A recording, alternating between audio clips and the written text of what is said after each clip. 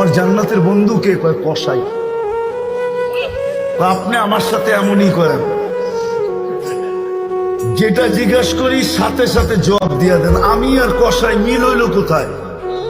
আল্লাহ বলে সিদ্ধান্ত এটাই, ওয়াকাউলুনা আল ফাসাল, আমাদের সিদ্ধান্তই সিদ্ধান্ত।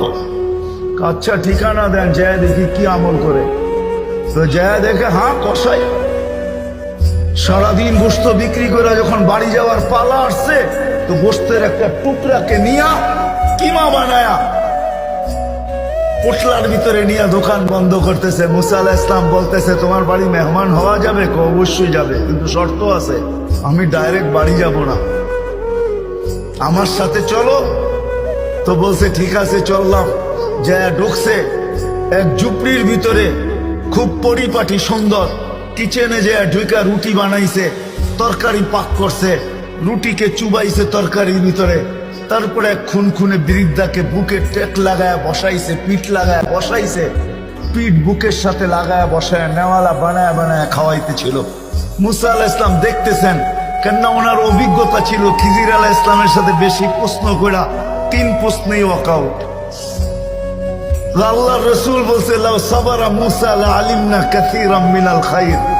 মুসা আলাইহিস সালাম যদি আরেকটু ধৈর্য ধরতেন, তাহলে আমরা আরো তথ্য জানতে পারতাম। তো উনি বুঝে গেছেন চুপ থাকাই ভালো, কিচ্ছু জিজ্ঞাসা করেন নাই।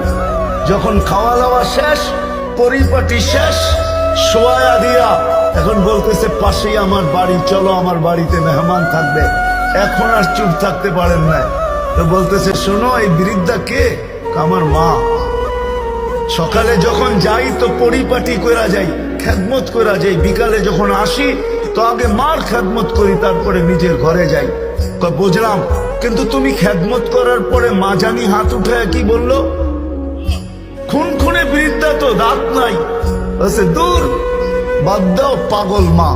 যখনই খেদমত শেষ করি তো হাত উঠায় বলে আমাকে মুসার, আমার সন্তানকে আল্লাহ জান্নাতে মুসা আলাইহিস সালামের সাথী বানায়া দিয়েন। তো মুসা আলাইহিস সালাম চিৎকার দিয়ে বলতেছে মা পাগল না, মুসারও মেহমান থাকার প্রয়োজন নাই। জানার দরকার ছিল তুই আমার বন্ধু হলি, তো হলি কি করে?